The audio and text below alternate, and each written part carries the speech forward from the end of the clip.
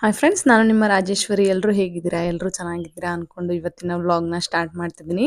ಇವತ್ತಿನ ವ್ಲಾಗ್ ನಿಮಗೆ ಖಂಡಿತವಾಗ್ಲೂ ಇಷ್ಟ ಆಗುತ್ತೆ ಅಂದ್ಕೊಂಡಿದ್ದೀನಿ. ಈ ವ್ಲಾಗ್ನ ಕೊನೆ ತನಕ ನೋಡ್ಬೋದು. ನಾನು ಇವತ್ತು ನಿಮಗೆ ಫ್ರಿಡ್ಜ್ ಆರ್ಗನೈಸ್ ಯಾವ ಥರ ಮಾಡೋದು ಅಂತ, ನಾನು ಯಾವ ಥರ ಆರ್ಗನೈಸ್ ಮಾಡ್ಕೊಂಡಿರ್ತೀನಿ, ಅದ್ರ ಜೊತೆ ನಾನು ಕೆಲವೊಂದು ಟಿಪ್ಸ್ನ ನಿಮ್ಮ ಜೊತೆ ಶೇರ್ ಮಾಡ್ಕೊಳ್ಳೋಣ ಅಂತ ಈ ವ್ಲಾಗ್ನ ಮಾಡ್ತಿದ್ದೀನಿ. ಈ ವ್ಲಾಗ್ನ ಕೊನೆ ತನಕ ನೋಡಿ, ಖಂಡಿತವಾಗ್ಲೂ ನಿಮಗೆ ಇಷ್ಟ ಆಗುತ್ತೆ. ಅದರಲ್ಲೂ ನಾನು ಒಂದಷ್ಟು ಟಿಪ್ಸ್ಗಳನ್ನ ಕೊಡ್ತಾನೆ ಹೋಗ್ತೀನಿ ಇಡೀ ವ್ಲಾಗ್ ಫುಲ್ಲು.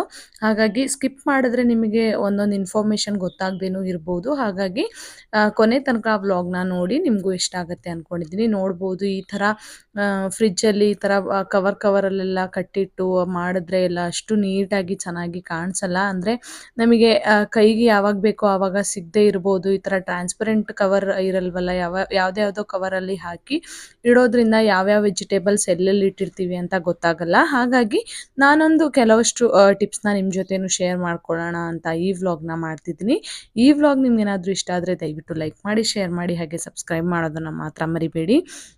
ನೋಡಿ, ಮೊದಲನೇದಾಗಿ ನಾವು ಫ್ರಿಡ್ಜ್ ಆರ್ಗನೈಸ್ ಮಾಡೋದಕ್ಕಿಂತ ಮುಂಚೆ ನಾವೇನು ವೆಜಿಟೇಬಲ್ಸ್ನ ಎಲ್ಲ ಮಾರ್ಕೆಟಿಂದ ಆಗಿರ್ಬೋದು ಅಥವಾ ಸಂತೆಯಿಂದ ಎಲ್ಲಿಂದನಾದರೂ ನಾವು ರೆಗ್ಯುಲರ್ ಆಗಿ ಯೂಸ್ ಮಾಡೋ ಅಂಥ ವೆಜಿಟೇಬಲ್ಸ್ನ ತೊಗೊಂಡು ಬಂದಿರ್ತೀವಲ್ಲ, ಅದನ್ನು ಫಸ್ಟ್ ನಾವೇನು ಮಾಡಬೇಕು ಅಂದರೆ ಈ ಥರ ನೀಟಾಗಿ ಎಲ್ಲ ಕ್ಲೀನಾಗಿ ವಾಶ್ ಮಾಡ್ಕೋಬೇಕಾಗತ್ತೆ. ಯಾಕಂದರೆ ನಾವು ಅಲ್ಲಿ ಸಂತೆಯಿಂದ ಮಾರ್ಕೆಟಿಂದ ತರೋ ಮುಂಚೆ ಎಲ್ಲ ಒಂದು ಸ್ವಲ್ಪ ಮಣ್ಣು ಆಗೋ ಚಾನ್ಸಸ್ ತುಂಬ ಇರುತ್ತೆ. ಅದರಿಂದ ಏನಾಗುತ್ತೆ ಅಂದರೆ ಫ್ರಿಡ್ಜ್ ಎಲ್ಲ ಸ್ವಲ್ಪ ಗಲೀಜಾಗೋ ಚಾನ್ಸಸ್ ತುಂಬ ಇರುತ್ತೆ. ಹಾಗಾಗಿ ನಾವೇನು ಮಾಡಬೇಕು ಅಂದರೆ ತಂದ ತಕ್ಷಣ ಒಂದು ಸ್ವಲ್ಪ ಈ ಥರ ಒಂದು ನೀರಲ್ಲಿ ಹಾಕಿ ಸ್ಟೋರ್ ಮಾಡಿಬಿಟ್ರೆ, ಈ ಥರ ನೋಡ್ಬೋದು, ನೀರಲ್ಲೆಲ್ಲ ವಾಶ್ ಮಾಡಿ ನಾವು ಈ ಥರ ಒಂದು ಬಟ್ಟೆ ಮೇಲೆ ಹಾಕಿ ಈ ಥರ ಒಂದು ಬಟ್ಟೆಯಿಂದ ನೀಟಾಗಿ ಈ ಥರ ಒಣಗಿಸ್ಕೊಂಡ್ಬಿಟ್ರೆ ಮಾಯ್ಶ್ಚರ್ ಎಲ್ಲ ಹೋಗಿಬಿಡತ್ತೆ. ಆಮೇಲೆ ಇದರಿಂದ ಒಂದು ಹೆಲ್ಪ್ ಏನಾಗುತ್ತೆ ಅಂದರೆ, ನಮಗೆ ತರಕಾರಿಗಳು 15 ದಿನ ತನಕ ಇಟ್ಟರೂ ಕೆಡೋದಿಲ್ಲ.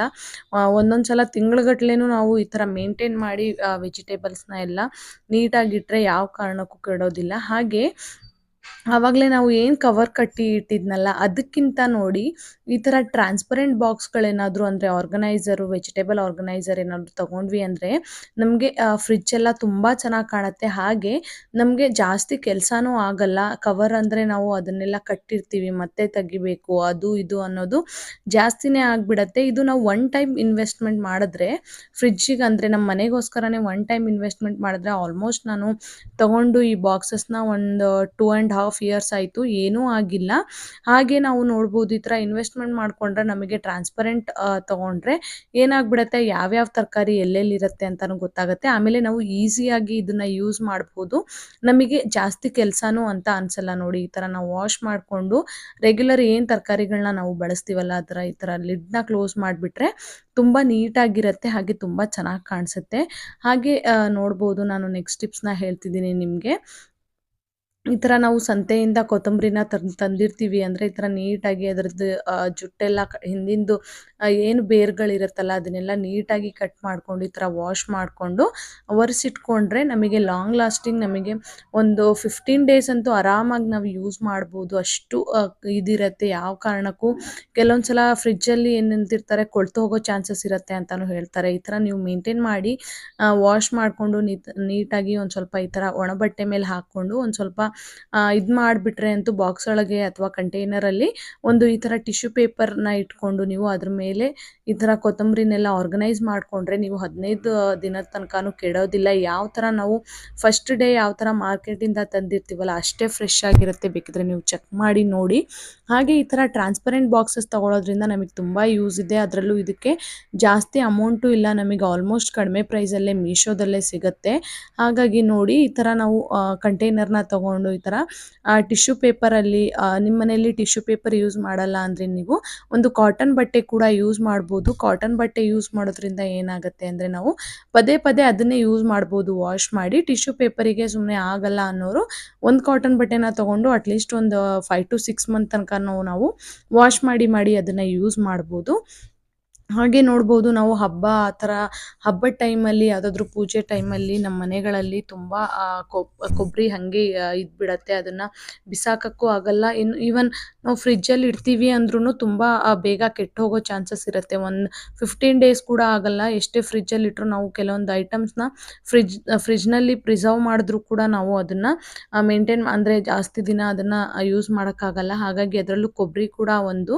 ಈ ಥರ ನಾವು ಕೊಬ್ಬರಿ ತುಂಬ ಜಾಸ್ತಿ ಇದ್ದಾಗ ಏನು ಮಾಡಬೇಕು ಅಂದರೆ ನೀಟಾಗಿ ಒಂದು ಸ್ವಲ್ಪ ವಾಶ್ ಮಾಡಿಕೊಂಡು ಅದಕ್ಕೆ ನಾವು ಉಪ್ಪನ್ನ ಸವರ್ಬಿಟ್ಟು ಈ ಥರ ಇಟ್ಟು ಒಂದು ಬಾಕ್ಸಲ್ಲಿ ಹಾಕಿಟ್ಬಿಟ್ರೆ ತುಂಬ ದಿನಗಳ ತನಕ ಬರುತ್ತೆ.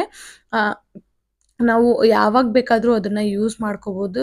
ಹಿಂದಿನ ಕಾಲದಲ್ಲೆಲ್ಲ ಏನು ಮಾಡ್ತಿದ್ರು ಅಂದರೆ ಉಪ್ಪನ್ನ ಡಬ್ಬ ಇರ್ತಿತ್ತಲ್ಲ ಆವಾಗ ಅದನ್ನ ಹಾಕ್ತಿದ್ರು. ಬಟ್ ಇವಾಗ ಉಪ್ಪಿನ ಡಬ್ಬದಲ್ಲಿ ಹಾಕಕ್ಕಾಗಲ್ಲ. ಯಾಕಂದರೆ ಫ್ರಿಜ್ಜಲ್ಲಿ ನಾವು ಉಪ್ಪನ್ನ ಇಡಕ್ಕಾಗಲ್ವಲ್ಲ. ಹಾಗಾಗಿ ನಾವು ಒಂದು ಸ್ವಲ್ಪ ಪುಡಿ ಉಪ್ಪನ್ನ ಈ ಥರ ಕೊಬ್ಬರಿಗೆ ಸವರಿಟ್ಬಿಟ್ರೆ ಒಂದು ಬಾಕ್ಸಲ್ಲಿ ನಾವು ಈವನ್ ತಿಂಗಳಾನುಗಟ್ಲೆನೂ ಏನೂ ಆಗಲ್ಲ. ಒಂದ್ಸಲ ಟ್ರೈ ಮಾಡಿ ನೋಡಿ. ಈ ವ್ಲಾಗ್ ನಿಮ್ಗೇನಾದರೂ ಇಷ್ಟ ಆದರೆ ದಯವಿಟ್ಟು ಲೈಕ್ ಮಾಡಿ, ಶೇರ್ ಮಾಡಿ, ಹಾಗೆ ಸಬ್ಸ್ಕ್ರೈಬ್ ಮಾಡೋದನ್ನು ಮಾತ್ರ ಮರಿಬೇಡಿ. ಹಾಗೆ ಇಲ್ಲಿ ನೋಡ್ಬೋದು ನೀವು, ನಾವು ಮೆಣಸಿನ್ಕಾಯಿನ ಯಾವಾಗಲೂ ಈ ಥರ ಕ್ಲೀನಾಗಿ ಮಾರ್ಕೆಟಿಂದ ತಂದ ತಕ್ಷಣ ಈ ಥರ ಕಡ್ಡಿ ಎಲ್ಲ ಮುರ್ಕೊಂಡು ಒಂದು ಸ್ವಲ್ಪ ಕ್ಲೀನಾಗಿ ವಾಶ್ ಮಾಡಿ ಒಂದು ಟಿಶ್ಯೂ ಪೇಪರ್ ಇಲ್ಲ ಒಂದು ಕಾಟನ್ ಬಟ್ಟೆ ತೊಗೊಂಡು ಈ ಥರ ಕಂಟೈನರಲ್ಲಿ ಹಾಕಿಟ್ಬಿಟ್ರೆ ನೀವು 1 ತಿಂಗಳ ತನಕನೂ ಮೆಣಸಿನ್ಕಾಯಿ ಏನೂ ಆಗಲ್ಲ. ನೀವು ಬೇಡ ಬೇಡ ಅಂದರೂ ಅದು ಹಾಗೆ ಇರುತ್ತೆ. ಈವನ್ ಬಿಸಾಕಕ್ಕೆ ಕೂಡ ಮನಸ್ಸಿರಲ್ಲ. ಫ್ರೆಶ್ ಯಾವ ಥರ ತಂದಿರ್ತೀವಲ್ಲ ಅದೇ ಥರ ಇರುತ್ತೆ. ಈ ಎಲ್ಲ ಟಿಪ್ಸ್ ನಿಮಗೆ ಇಷ್ಟ ಆಗ್ತಿದ್ರೆ ದಯವಿಟ್ಟು ಲೈಕ್ ಮಾಡಿ, ಶೇರ್ ಮಾಡಿ, ಹಾಗೆ ಸಬ್ಸ್ಕ್ರೈಬ್ ಮಾಡೋದನ್ನು ಮಾತ್ರ ಮರಿಬೇಡಿ. ಹಾಗೆ ಈವನ್ ಸೊಪ್ಪು ಕೂಡ ಅಷ್ಟೇ. ನಾವು ಏನೇನು ತರಕಾರಿನ ತಂದಿರ್ತೀವಲ್ಲ ಈ ಥರ ಕ್ಲೀನಾಗಿ ಒಂದ್ಸಲ ವಾಶ್ ಮಾಡಿಕೊಂಡು ಈ ಥರ ಟ್ರಾನ್ಸ್ಪರೆಂಟ್ ಕಂಟೈನರಲ್ಲೆಲ್ಲ ಫಿಕ್ಸ್ ಮಾಡಿ ಹಾಕಿಬಿಟ್ರೆ ನಾವು ಹಾಗೆ ಫ್ರೆಶ್ ಆಗಿರುತ್ತೆ. ಕೆಲವೊಂದ್ಸಲ ಏನಾಗ್ಬಿಡುತ್ತೆ ಅಂದರೆ ನಾವು ಮಾರ್ಕೆಟಿಂದ ಯಾವ ತರಕಾರಿನ ತಂದಿರ್ತೀವಿ ಅಂತಲೇ ಗೊತ್ತಾಗೋದಿಲ್ಲ. ಒಂದೊಂದು ಸಲ ಮರ್ತು ಹೋಗ್ಬಿಡ್ತೀವಿ. ಹಾಗಾಗಿ ನಾವು ಈ ಥರ ಕಂಟೈನರ್ನ ಯೂಸ್ ಮಾಡಿದ್ರೆ, ಅದರಲ್ಲೂ ಟ್ರಾನ್ಸ್ಪರೆಂಟ್ ಕಂಟೈನರ್ನ ಯೂಸ್ ಮಾಡಿದ್ರೆ ನಾವು ಯಾವ್ಯಾವ ತರಕಾರಿನ ಯಾವತ್ತು ಅಂದರೆ ಈ ತರಕಾರಿ ಉಳಿದಿದ್ದೆ ನಾವು ನಾಳೆ ಅದನ್ನು ಯೂಸ್ ಮಾಡಿ ಅಡುಗೆ ಮಾಡ್ಬೋದು ಅನ್ನೋದು ನೆನಪಿಗಿರುತ್ತೆ. ಮೊದಲಿನ ಹಾಗೆ ನಾವು ಏನಾದರೂ ಕವರ್ನ ಕಟ್ಟಿ ಫ್ರಿಜ್ಜಲ್ಲಿ ಇಟ್ಬಿಟ್ರೆ ಏನಾಗ್ಬಿಡುತ್ತೆ ಅಂದರೆ ನಾವು ಕೆಲವೊಂದು ಸಲ ಅದು ಕವರೆಲ್ಲ ತೆಗಿಬೇಕು, ಮಾಡಬೇಕು, ನೋಡಬೇಕು, ಅರ್ಜೆಂಟಲ್ಲಿ ಏನಿರುತ್ತೋ ಅದನ್ನು ಮಾಡ್ತೀವಿ. ಹಾಗೆ ಕೆಲವೊಂದು ತರಕಾರಿಗಳು ಹಾಗೆ ಉಳಿದ್ಬಿಡತ್ತೆ. ತುಂಬ ವೇಸ್ಟ್ ಆಗ್ತಿರತ್ತೆ. ಅದಕ್ಕೂ ಬೇಜಾರಾಗ್ತಿರತ್ತೆ. ನಾವು ದುಡ್ಡು ಕೊಟ್ಟು ತಂದಿರ್ತೀವಲ್ಲ ಮತ್ತೆ ಬೇಜಾರಾಗುತ್ತೆ, ಇದು ನಾವು ಮಿಸ್ ಮಾಡಿಬಿಟ್ವಿ ಅಂತ.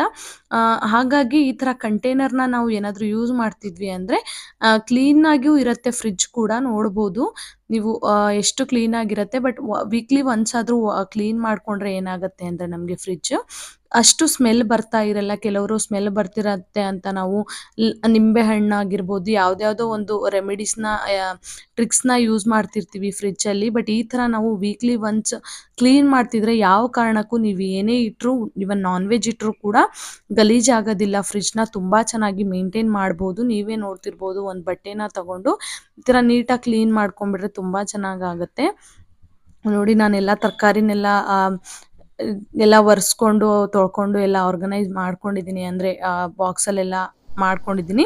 ಹಾಗೆ ನೋಡ್ಬೋದು ನೀವು, ಇಲ್ಲೊಂದು ನಮಗೆ ಅವರು ರೆಫ್ರಿಜರೇಟ್ ಟೆಂಪ್ರೇಚರಿಗೆ ಇದೇ ಕೊಟ್ಟಿರ್ತಾರೆ, ನಾಬ್ ಥರ ಫಿಕ್ಸ್ ಮಾಡಿರ್ತಾರೆ. ಅದ್ರದ್ದು ನಮಗೆ ಇದು ಕೊಟ್ಟಿರ್ತಾರೆ ನೋಡ್ಬೋದು, ಡಿಸ್ಕ್ರಿಪ್ಷನ್ ಥರ ಇಲ್ಲಿ ಅವರು ಬರ್ದಿರ್ತಾರೆ ಫ್ರಿಜ್ಜಲ್ಲಿ. ಅದನ್ನು ನೋಡಿಕೊಂಡು ಸಮ್ಮರ್ ಸೀಸನಿಗೆ ಯಾವ ಪಾಯಿಂಟಲ್ಲಿ ಇಡಬೇಕು, ಮಾನ್ಸೂನಿಗೆ ವಿಂಟರಿಗೆ ಯಾವ ಪಾಯಿಂಟಲ್ಲಿ ಇಡಬೇಕು ಅಂತ ನೋಡಿಕೊಂಡು ನಾವು ಟೆಂಪ್ರೇಚರ್ನ ಸೆಟ್ ಮಾಡಬೇಕು. ಇಲ್ಲಾಂದರೆ ಏನಾಗ್ಬಿಡತ್ತೆ, ಆ ಸೀಸನಲ್ಲಿ ಆ ಟೆಂಪ್ರೇಚರ್ನ ಫಿಕ್ಸ್ ಮಾಡಲಿಲ್ಲ ಅಂದರೆ ನೋಡಿ ಈ ಥರ ನಾಬ್ನ ಕೊಟ್ಟಿರ್ತಾರೆ, ಅಲ್ಲಿ ನಾವು ಫಿಕ್ಸ್ ಮಾಡಬೇಕಾಗತ್ತೆ. ಇಲ್ಲಾಂದರೆ ಏನಾಗ್ಬಿಡತ್ತೆ, ಓವರ್ ಫ್ರೀಸ್ ಆಗುತ್ತೆ, ಇಲ್ಲ ವೆಜಿಟೇಬಲ್ಸ್ ಡ್ರೈ ಆಗೋ ಚಾನ್ಸಸ್ಸು, ಈ ಥರ ಏನಾದರೂ ವೇರಿಯೇಷನ್ ಆಗ್ತಿರುತ್ತೆ. ಹಾಗಾಗಿ ನಾವು ಸೀಸನಿಗೆ ತಕ್ಕಂತೆ ಈ ಥರ ನೋಡಿ ಈ ಥರ ನಾಬ್ನ ಫಿಕ್ಸ್ ಮಾಡ್ಕೊಂಡ್ಬಿಟ್ರೆ, ಅಂದರೆ ನಾಬ್ನ ಸೆಟ್ ಮಾಡ್ಕೊಂಡ್ಬಿಟ್ರೆ ಯಾವ ಥರನೂ ಇದಾಗಲ್ಲ. ನಮ್ಮ ವೆಜಿಟೇಬಲ್ಸ್ ಈವನ್ ಇನ್ನೂ ಫ್ರೆಶ್ ಆಗಿರುತ್ತೆ. ಇಲ್ಲಾಂದರೆ ಕೆಲವೊಂದು ಸ್ವಲ್ಪ ಓವರ್ ಫ್ರೀಸ್ ಆಗಿ ವೆಜಿಟೇಬಲ್ಸ್ ಎಲ್ಲ ತುಂಬ ಐಸ್ ಆಗಿರೋ ಥರನೂ ಇರುತ್ತೆ ಈ ಥರ ಕಂಟೈನರ್ ಯೂಸ್ ಮಾಡಿದ್ರು. ಇದೊಂದನ್ನು ನಾವು ನೋಡಿಕೊಂಡು ಯಾವಾಗಲೂ ಅಷ್ಟೇ ನಾಬ್ನ ಸೆಟ್ ಮಾಡ್ಕೋಬೇಕಾಗತ್ತೆ. ನೋಡಿ ನಾನೆಲ್ಲ ವೆಜಿಟೇಬಲ್ಸ್ನ ಈ ಥರ ಜೋಡಿಸ್ಕೊಳ್ತಾ ಇದ್ದೀನಿ. ಈ ಥರ ಜೋಡಿಸ್ಕೊಳ್ಳೋದ್ರಿಂದ ಫ್ರಿಜ್ ಕೂಡ ಮೆಸ್ಸಿ ಅನಿಸಲ್ಲ, ತುಂಬ ನೀಟಾಗಿರುತ್ತೆ. ಹಾಗೆ ನೋಡ್ತಿದ್ದೀರಲ್ಲ ನಾವು ಯಾವುದಾದ್ರೂ ಸ್ಪೈಸಸ್ನ ಅಥವಾ ಪುಳಿಯೋಗರೆ ಪೌಡ್ರ್ ಆಗಿರ್ಬೋದು, ಈ ಗರಂ ಮಸಾಲ ಅದು ಇದು ಎಲ್ಲ ಸ್ಪೈಸಸ್ ಪೌಡ್ರ್ ಏನಿರುತ್ತಲ್ಲ, ನಾವಿಲ್ಲದೆ ಕಾರ್ನರ್ ಕೊಟ್ಟಿದ್ದಾರೆ ಅಂದ್ಕೊಂಡು ಕಂಟೈನರ್ ಹಾಗೆ ಬಿಟ್ಬಿಡ್ತೀವಿ. ಬಟ್ ಅದರಿಂದ ತುಂಬ ಗಲೀಜಾಗತ್ತೆ, ಈವನ್ ಸ್ಮೆಲ್ ಕೂಡ ಬರ್ತಿರತ್ತೆ. ನಾವು ಒಂದನ್ನು ತೆಗಿಯೋಕೆ ಹೋದರೆ ಇನ್ನೊಂದು ಬರ್ತಿರತ್ತೆ. ಆ ಟೈಮಲ್ಲಿ ನಮಗೆ ತುಂಬ ಗಲೀಜಾಗಿ ದಿನಕ್ಕೊಂದ್ಸಲ ಒರೆಸ್ಬೇಕು ಅನ್ನೋ ಚಾನ್ಸಸ್ ತುಂಬ ಇರುತ್ತೆ. ಹಾಗಾಗಿ ನೋಡ್ಬೋದು, ನಾನು ಏನು ಕಂಟೈನರ್ನ ತೋರಿಸಿದ್ನಲ್ಲ, ನಾವು ಬೇರೆ ಕಂಟೈನರ್ ತಗೊಳ್ಳೋ ಅವಶ್ಯಕತೆನೇ ಇಲ್ಲ. ಆ ಕಂಟೈನರೇ ನಾವು ಯೂಶಲಿ LG ವಾಷಿಂಗ್ ಮಷಿನ್ ಇರೋದ್ರಿಂದ ಆ ಸೈಜಲ್ಲಿ ಇರುತ್ತೆ. ಆ ಸೈಜಲ್ಲಿ ನಾವು ಡೈರೆಕ್ಟಾಗಿ ಅದು ಕಂಟೈನರ್ನ ಅದರಲ್ಲೊಳಗೆ ಹಾಕಿಬಿಟ್ಟು ಏನು ಸ್ಪೈಸಸ್ ಇರುತ್ತಲ್ಲ ಅದನ್ನೆಲ್ಲ ನೀಟಾಗಿ ಹಾಕಿಬಿಟ್ರೆ ನಾವು ಆ ಕಡೆ ಈ ಕಡೆ ಎಲ್ಲೂ ಅಲ್ಲಾಡಲ್ಲ. ಹಾಗೆ ನಮಗೆ ಈವನ್ ಸ್ಪೇಸ್ ಕೂಡ ಸಿಗುತ್ತೆ. ಮೊದಲಿನ ಹಾಗೆ ನಾವು ಹಾಗೆ ಬಿಟ್ಬಿಟ್ವಿ ಅಂದರೆ ಏನಾಗುತ್ತೆ, ಆ ಕಡೆ ಈ ಕಡೆ ಕವರ್ಗಳೆಲ್ಲ ಶಿಫ್ಟ್ ಆಗ್ತಿರತ್ತೆ, ಸ್ಪೇಸ್ ಕೂಡ ಸಿಗಲ್ಲ, ಈವನ್ ಸ್ಮೆಲ್ ಕೂಡ ತುಂಬ ಬರ್ತಿರತ್ತೆ. ಹಾಗಾಗಿ ಆ ಕಂಟೈನರ್ನ ಅಲ್ಲಿ ಫಿಕ್ಸ್ ಮಾಡಿಕೊಂಡು ನೀವು ಏನು ಸ್ಪೈಸಸ್ ಪೌಡ್ರ್ ಇರುತ್ತಲ್ಲ ಅದನ್ನು ಜೋಡಿಸ್ಕೋಬೋದು. ಇಲ್ಲಿ ನೋಡ್ಬೋದು, ಮೇಲಿನ ಕಾರ್ನರಲ್ಲಿ ಯಾವಾಗಲೂ ಅಷ್ಟೇ ನಾವು ಡೈರಿ ಪ್ರಾಡಕ್ಟ್ನ ಇಡಬೇಕಾಗತ್ತೆ. ಯಾಕಂದರೆ ಅಲ್ಲಿ ನಮಗೆ ಟೆಂಪ್ರೇಚರ್ ಜಾಸ್ತಿ ಇರೋದ್ರಿಂದ, ಡೈರಿ ಪ್ರಾಡಕ್ಟಿಗೆ ಟೆಂಪ್ರೇಚರ್ ಕೂಡ ಜಾಸ್ತಿ ಬೇಕಾಗಿರೋದ್ರಿಂದ ನಾವು ಫಸ್ಟ್ ಕಾರ್ನರ್ ಅಂದರೆ ಫಸ್ಟ್ ಶೆಲ್ಫಲ್ಲಿ ಯಾವಾಗಲೂ ಅಷ್ಟೇ ಇವಾಗ ಹಾಲು, ಮೊಸರು, ಬೆಣ್ಣೆ, ಇವಾಗ ಚೀಸು ಅಂಥದ್ದೆಲ್ಲ ಇಟ್ಟರೆ ಬೇಗ ಕೆಡೋದಿಲ್ಲ ನಮಗೆ. ಹಾಗಾಗಿ ಯಾವಾಗಲೂ ಫಸ್ಟ್ ಕಾರ್ನರ್ ನಮಗೆ ಪ್ರಿಫರೆನ್ಸ್ ಕೊಡಬೇಕಾಗಿರೋದು ಡೈರಿ ಪ್ರಾಡಕ್ಟ್ಸಿಗೆ. ಹಾಗೆ ಇಲ್ಲಿ ನೋಡ್ಬೋದು, ನಾನು ಯಾವಾಗಲೂ ಅಷ್ಟೇ ಎಗ್ಸ್ನ ಕೆಲವೊಂದು ಫ್ರಿಜ್ಜಲ್ಲಿ ಈ ಥರ ಕಂಟೈನರ್ನ ಕೊಟ್ಟಿರೋದಿಲ್ಲ ಎಗ್ಸ್ನ ಇಲ್ಲಿ ಈ ಥರ ಜೋಡಿಸ್ಕೊಳ್ಳೋಕ್ಕೆ. ಕೊಡಲಿಲ್ಲ ಅಂದರೂ ಪರವಾಗಿಲ್ಲ, ಇವಾಗ ಆನ್ಲೈನಲ್ಲೆಲ್ಲ ಸಿಗತ್ತೆ. ನೋಡ್ಬೋದು, ಅಲ್ಲಿ 8 ಕಾರ್ನರ್ ಅಷ್ಟೇ ಇದೆ ನಮಗೆ ಎಗ್ನ ಸೆಟ್ ಮಾಡೋಕ್ಕೆ. ಬಟ್ ನಾವು ಈ ಥರ ಸೆಟ್ ಮಾಡ್ಕೊಂಡ್ವಿ ಅಂದರೆ ನೀಟಾಗಿ ಎಷ್ಟೇ ಡೋರ್ನ ಅಲ್ಲಾಡಿದ್ರು, ಎಷ್ಟೇ ಸತಿ ತೆಗೆದ್ರೂ ಎಗ್ ಕೂಡ ಬೀಳೋದಿಲ್ಲ. ಹಾಗೆ ಇಲ್ಲಿ ಕೂಡ ಅಷ್ಟೇ ನಾವು ಇನ್ನೊಂದು ಕಾರ್ನರ್ ನಿಂಬೆಹಣ್ಣಾಗಿರ್ಬೋದು, ಶುಂಠಿನ ಕೂಡ ಬಳಸ್ಬೋದು. ಹಾಗೆ ನಾವು ಈ ಥರ ಕಂಟೈನರ್ನ ಬಳಸೋದ್ರಿಂದ ನಮಗೆ ಸ್ಪೇಸಿಯಸ್ ಅನಿಸುತ್ತೆ. ಎಷ್ಟೇ ಚಿಕ್ಕ ಫ್ರಿಜ್ ಇದ್ದರೂ ತುಂಬ ಸಾಮಾನುಗಳು ಅಂದರೆ ತರಕಾರಿಗಳೆಲ್ಲ ಹಿಡಿಸುತ್ತೆ. ನೋಡ್ತಿರ್ಬೋದು, ಇನ್ನೊಂದು ನಮಗೆ ಜಾಸ್ತಿ ತರಕಾರಿ ಇತ್ತು ಅಂದರೆ ಒಂದ್ರ ಮೇಲೆ ಒಂದು ಕಂಟೈನರ್ ಕೂಡ ನಾವು ಈವನ್ ಜೋಡಿಸ್ಕೋಬೋದು. ಹಾಗೆ ನೋಡಿ, ಇಲ್ಲಿ ಲಾಸ್ಟಿನ ನಮಗೆ ಸೆಲ್ಫ್ ಇರುತ್ತಲ್ಲ, ಅಲ್ಲಿ ನಾವೇನಾದರೂ ಅಡುಗೆ ಮಾಡಿ ಉಳಿಸ್ಕೊಂಡಿರೋದು ಪದಾರ್ಥಗಳನ್ನು ಕೂಡ ಇಡ್ಬೋದು. ಯಾಕಂದರೆ ಅಲ್ಲಿ ಟೆಂಪ್ರೇಚರ್ ಜಾಸ್ತಿ ಇರಲ್ಲ, ಹಾಗಾಗಿ ಅಲ್ಲಿ ಆರಾಮಾಗಿ ಇಟ್ಕೋಬೋದು. ಆದಷ್ಟು ನಾವು ಫ್ರಿಜ್ಜಲ್ಲಿ ಯಾವುದೇ ರೀತಿಯಾದಂಥ 2-3 ದಿನದ ಅಡುಗೆನ ಇಡೋದು ಒಂದು ಸ್ವಲ್ಪ ಕಡಿಮೆ ಮಾಡಬೇಕಾಗತ್ತೆ. ನಾನು ನಿಮಗೆ ತೋರಿಸ್ತಿದ್ದೀನಿ ಅಷ್ಟೇ. ಆದಷ್ಟು ನಾವು ಅವತ್ತಿಂದ ಅವತ್ತೇ ಖಾಲಿ ಮಾಡಿದ್ರೆ ಆರೋಗ್ಯಕ್ಕೂ ಒಳ್ಳೆಯದು. ಹಾಗೆ ಇಲ್ಲೆಲ್ಲ ಜೋಡಿಸ್ಕೊಂಡ್ಮೇಲೆ ನಾವು ಕೆಳಗಡೆ ಏನಿರುತ್ತಲ್ಲ, ಒಂದು ಕಂಪಾರ್ಟ್ಮೆಂಟ್ ಥರ ಕೊಟ್ಟಿರ್ತಾರಲ್ಲ, ಅಲ್ಲಿ ನಾನು ಉಳಿದಿರೋ ಅಂತಹ ಕಾಳು ಕಡಿ ಏನು ಜಾಸ್ತಿ ಕಂಟೈನರಲ್ಲಿ ಅಡುಗೆ ರೂಮಲ್ಲಿ ಬಳಸಿ ನಾವು ಹೊರಗಡೆ ಇಟ್ಟಿರ್ತೀವಲ್ಲ, ಆ ಥರದ್ದೇನಾದರೂ ಉಳಿದಿದ್ರೆ ನಾನು ಅಲ್ಲಿ ಇಟ್ಕೊಂಡ್ಬಿಡ್ತೀನಿ. ಯಾಕಂದರೆ ಕಾಳು ಕಡಿ ಒಂದು ಸ್ವಲ್ಪ ಬೇಗ ಕಾಳುಗಳೇನಾದರೂ ಇತ್ತು ಅಂದರೆ ಬೇಗ ಹಾಳಾಗೋ ಚಾನ್ಸಸ್, ಅಂದರೆ ಹುಳ ಹಿಡಿಯೋ ಚಾನ್ಸಸ್ ಇರುತ್ತಲ್ಲ, ಹಾಗಾಗಿ ನಾನು ಇಟ್ಕೋತೀನಿ. ಹಾಗೆ ನೋಡ್ಬೋದು, ಅಲ್ಲಿ ನಾನು ಏನು ಸ್ಪೈಸಸ್ನ ಯೂಸ್ ಮಾಡ್ಕೊಂಡಿದ್ನಲ್ಲ, ಇಟ್ಬಿಟ್ಟು ನನಗೆ ಒಂದು ಸ್ವಲ್ಪ ಕಾರ್ನರ್ ಸಿಕ್ಕಿತ್ತು. ಅಂದರೆ ಆ ಥರ ನಾವು ಸ್ಪೈಸಸ್ನ ಜೋಡಿಸ್ಕೊಂಡ್ಬಿಟ್ರೆ ಆ ಥರ ಕಂಟೈನರ್ ಹಾಕಿ ನಮಗೆ ಸ್ಪೇಸು ಸಿಗುತ್ತೆ. ನಮ್ಮ ಮನೇಲಿ ಏನಾದರೂ ಜ್ಯೂಸು ಆ ಥರ ಏನಾದರೂ ಇತ್ತು ಅಂದರೆ, ಕೋಲ್ಡ್ ಡ್ರಿಂಕ್ಸ್ ಆ ಥರ ಇತ್ತು ಅಂದರೆ ಅದಕ್ಕೂ ನಮಗೆ ಆರಾಮಾಗಿ ಸ್ಪೇಸ್ ಸಿಗುತ್ತೆ. ಇಲ್ಲಾಂದರೆ ನಮಗೆ ಸ್ಪೇಸ್ ಸಿಗಲ್ಲ. ಬಟ್ ನಾವು ಜಾಸ್ತಿ ಈ ಥರ ಜ್ಯೂಸ್ನ ಏನು ಕುಡಿಯೋದಿಲ್ಲ, ಹಾಗಾಗಿ ನಿಮಗೆ ಬಾಟಲ್ ಇಟ್ಟು ತೋರಿಸ್ತಿದ್ದೀನಿ ಅಷ್ಟೇ. ಆ ಥರ ಒಂದು ಕಂಟೈನರ್ನ ಯೂಸ್ ಮಾಡೋದ್ರಿಂದ ನಮಗೆ ಸ್ಪೇಸ್ ಕೂಡ ತುಂಬ ಉಳಿತಾಯ ಆಗುತ್ತೆ ಅಂತಲೇ ಹೇಳ್ಬೋದು. ಕೆಲವೊಂದ್ಸಲ ಫ್ರಿಜ್ಜಲ್ಲಿ ಎಷ್ಟೇ ಕಡಿಮೆ ಸಾಮಾನಿಟ್ರು ಅಥವಾ ಎಷ್ಟೇ ಸಾಮಾನಿದ್ರೂ ಹಿಡ್ಸೋದಿಲ್ಲ ಅಂತ ಅಂತಿರ್ತೀವಿ, ವೆಜಿಟೇಬಲ್ಸ್ ಎಲ್ಲ ನೀಟಾಗಿ ಜೋಡಿಸ್ಕೊಳ್ಳಲ್ಲ ಅಂತಿರ್ತೀವಿ. ಹಾಗಾಗಿ ನೋಡ್ಬೋದು, ಈ ಎಲ್ಲ ನೀವು ಟಿಪ್ಸ್ನ ಯೂಸ್ ಮಾಡೋದ್ರಿಂದ ಖಂಡಿತವಾಗ್ಲೂ ತುಂಬ ಸ್ಪೇಸಿಯಸ್ ಆಗಿರುತ್ತೆ. ನಾವು ಎಷ್ಟೇ ಇದು ಮಾಡ್ತೀವಿ ಅಂದರೆ ಮೆಸ್ಸಿಯಾಗಿ ಇರೋದಿಲ್ಲ, ಈ ಥರ ನೀಟಾಗಿ ಜೋಡಿಸ್ಕೊಂಡ್ಬಿಟ್ರೆ. ಹಾಗೆ ನೋಡಿ, ಇಲ್ಲೆಲ್ಲ ಮೇಲಿಂದು ನಾನು ಟಾಪ್ ಏನಿರುತ್ತಲ್ಲ, ಅಲ್ಲಿ ನಾನು ಫ್ರಂಟ್ ಡೋರಲ್ಲಿ ಅಂದರೆ ನಮ್ಮ ಫ್ರಂಟ್ ಮೇಲಿನ ಡೋರಲ್ಲಿ ನಾನು ಈ ಥರ ಡ್ರೈ ಫ್ರೂಟ್ಸ್ ಆಗಿರ್ಬೋದು, ಜಾಸ್ತಿ ಇವಾಗ ಒಣ ಕೊಬ್ಬರಿಗಳೆಲ್ಲ ಹೊರಗಡೆ ಜಾಸ್ತಿ ಇಟ್ಟರೆ ಅದು ಹಾಳಾಗೋ ಚಾನ್ಸಸ್ ಇರುತ್ತೆ, ಅದನ್ನೆಲ್ಲ ಇಟ್ಕೊಂಡಿರ್ತೀನಿ. ಹಾಗೆ ಅದು ಚಿಕ್ಕ ಒಂದು ಕಂಟೈನರಲ್ಲಿ ನಾನು ಉಳಿದಿರೋ ಅಂಥ ಏನೇನು ಸಣ್ಣ ಸಣ್ಣ ಬೇಳೆ ಕಾಳುಗಳೆಲ್ಲ ಇರ್ದಿರತ್ತಲ್ಲ ಅದನ್ನೆಲ್ಲ ಜೋಡಿಸ್ಕೊಂಡ್ಬಿಡ್ತೀನಿ.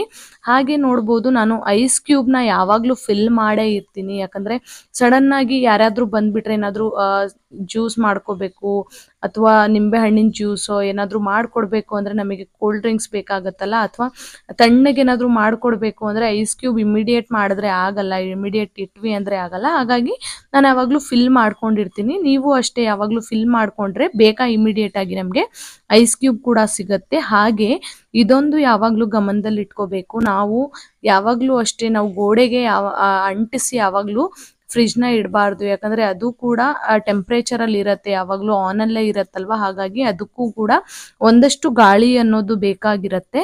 ಹಾಗಾಗಿ ನಾವು ಗೋಡೆಗೆ ಯಾವಾಗಲೂ ಅಂಟಿಸಿ ಅದನ್ನ ಇಡಬಾರ್ದು. ಒಂದು ಸ್ವಲ್ಪ ಸ್ಪೇಸ್ ಕೊಟ್ಟು ಆ ಕಡೆ ಈ ಕಡೆ ಏನು 4 ಕಡೆನೂ ಒಂದು ಸ್ವಲ್ಪ ಸ್ಪೇಸ್ ಕೊಡಬೇಕಾಗತ್ತೆ. ಯಾಕಂದರೆ ಟೆಂಪ್ರೇಚರ್ ಏನಿರುತ್ತಲ್ಲ, ಈವನ್ ಅದು ಹೀಟ್ ಆಗೋ ಚಾನ್ಸಸ್ ತುಂಬ ಇರುತ್ತೆ. ಈವನ್ ಹೀಟ್ ಕೂಡ ಆಗತ್ತೆ.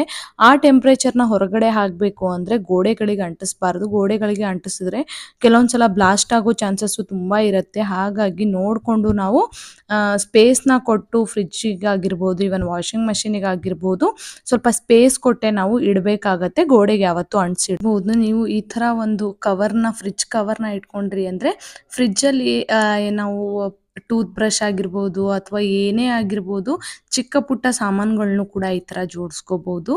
ಈ ಥರ ಆಗ ಆನ್ಲೈನಲ್ಲಿ ಕೂಡ ಸಿಗುತ್ತೆ, ಈವನ್ ಆಫ್ಲೈನಲ್ಲೂ ಕೂಡ ಸಿಗುತ್ತೆ. ಇದಾಗಿತ್ತು ಇವತ್ತಿನ ವ್ಲಾಗ್. ಹಾಗೆ ಈ ವ್ಲಾಗ್ ನಿಮಗೆ ಹೆಲ್ಪ್ಫುಲ್ ಅಂತ ಅನಿಸುತ್ತೋ ಅಂದರೆ ದಯವಿಟ್ಟು ನನ್ನ ಚಾನಲ್ನ ಸಬ್ಸ್ಕ್ರೈಬ್ ಮಾಡಿಕೊಂಡು ನೋಡಿ, ಹಾಗೆ ನನ್ನ ಚಾನಲ್ನ ಸಪೋರ್ಟ್ ಮಾಡಿ ಅಂತ ಕೇಳ್ಕೊತೀನಿ. ಈ ವ್ಲಾಗ್ನ ಇಲ್ಲಿ ತನಕ ನೋಡಿದ್ದಕ್ಕೆ ಥ್ಯಾಂಕ್ ಯು ಫಾರ್ ವಾಚಿಂಗ್.